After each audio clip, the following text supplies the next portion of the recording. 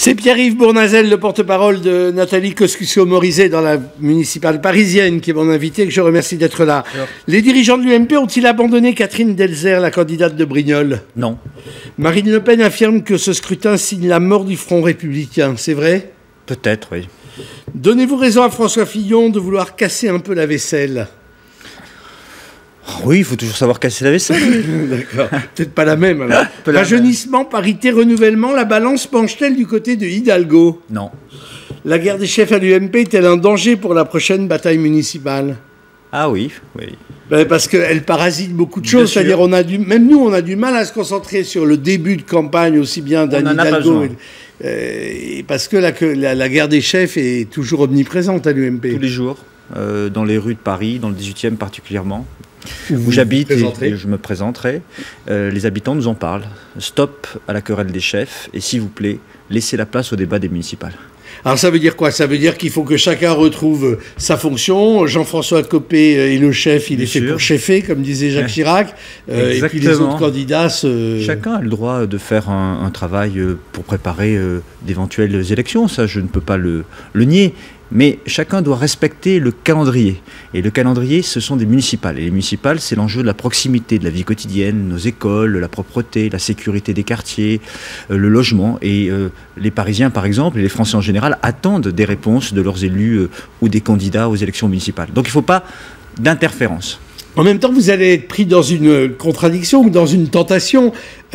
La tentation, ça va être de surfer sur le mécontentement national et le discrédit du gouvernement. Et en même temps, vous voulez en effet ancrer votre campagne dans les enjeux locaux. Alors ça, c'est autre chose. C'est-à-dire que la guerre des chefs, c'est une erreur. C'est-à-dire qu'on est en train de se disputer pour le candidat à la présidentielle. Les Français n'en sont pas du tout là. En revanche, expliquer aux Français qu'il y a un problème aujourd'hui au niveau du gouvernement, c'est-à-dire l'incapacité à porter une vision, de défendre des réformes courageuses. Les citoyens nous parlent de quoi au quotidien? Ils en ont marre de payer des impôts sans savoir pourquoi ils en paient. C'est-à-dire, quel est le projet pour la France? Quelle est la réforme majeure qui va nous permettre de sortir du chômage massif, de la dépense publique, de la dette? Eh bien ça, ils n'ont pas la réponse. Et c'est pour ça que je crois que nous avons besoin aussi de défendre quelques convictions fortes sur ces sujets-là. Donc essayer d'opérer l'articulation entre mécontentement national et enjeux locaux. Bien sûr, avec Nathalie Kosciusko-Morizet, nous proposons de réduire la dépense publique de fonctionnement pour avoir une maîtrise fiscale, assurer la compétitivité de cette ville et dire que Hollande-Hidalgo, c'est toujours plus de dépenses pour toujours plus d'impôts. Comment on fait psychologiquement pour devenir le porte-parole de quelqu'un avec qui on s'est bagarré avant, puisque tel est le jeu de la primaire? Mais parce que c'est ça, la primaire, c'est la démocratie, ça confère une légitimité. Nathalie Kosciusko-Morizet est la candidate légitime, et moi je ne fais pas le jeu de Madame Hidalgo ni de la gauche. Je veux que Nathalie Kosciusko-Morizet soit le prochain maire de Paris, parce que je crois dans mes idées, dans mes convictions, dans mes valeurs, qu'elle est la mieux à même maintenant de représenter ses idées, ses convictions.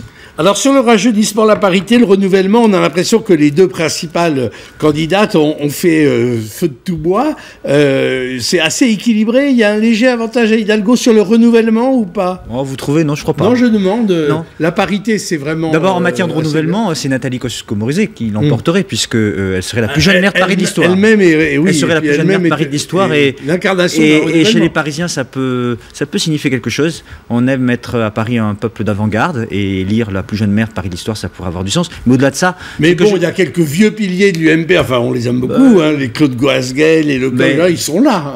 C'est bien, ils amènent leur expérience. Mais ça, c'est joliment dit. Mais oui, ils amènent leur expérience, on en a besoin.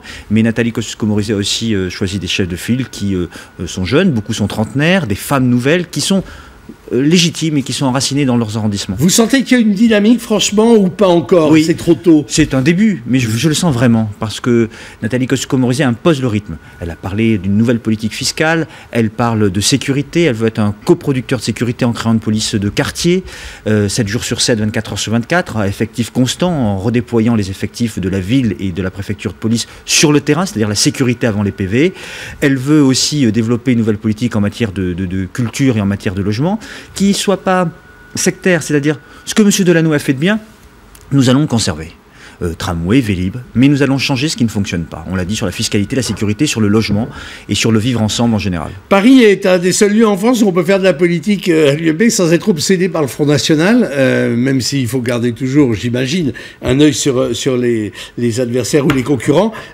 Ça empoisonne la vie de l'UMP aujourd'hui, la question du Front National? Non, il ne faut pas que ça nous empoisonne, il faut d'ailleurs cesser d'en parler, il faut mieux parler de notre projet. Je crois qu'il faut qu'on soit humble, parce que les Français...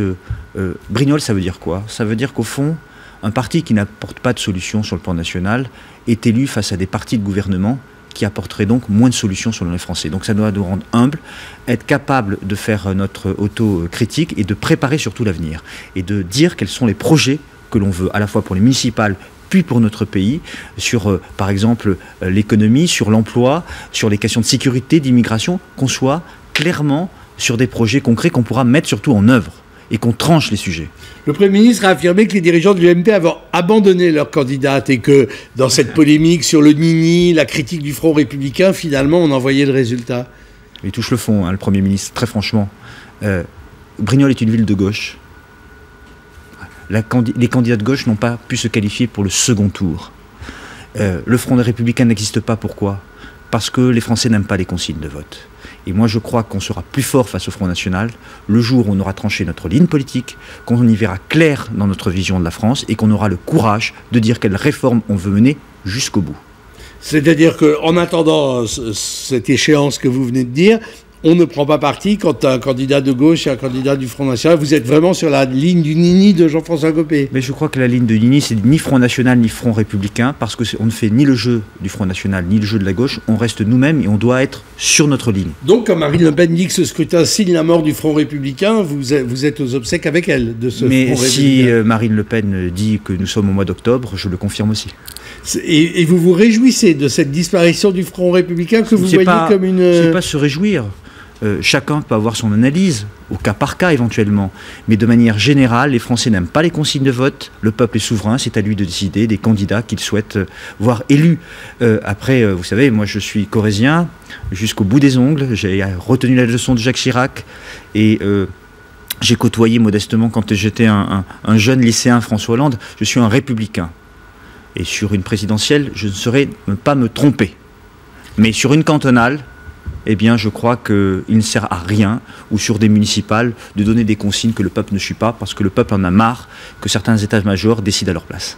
François Fillon, il fait du tort à votre mouvement en ce moment, ou c'est des excès qui vont se calmer? Non, mais François Fillon a une qualité, c'est qu'il est en train de chercher des sujets de fond. Alors, il a raison d'essayer de... Là, il a présenté son programme économique avec beaucoup de mesures radicales. Il a raison de réfléchir à un projet pour la France. La France en a besoin.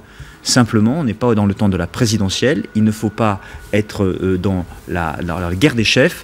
Je crois qu'il vaut mieux qu'il passe son temps à venir nous aider dans les élections municipales plutôt qu'à chercher un conflit avec Nicolas Sarkozy qui est inutile.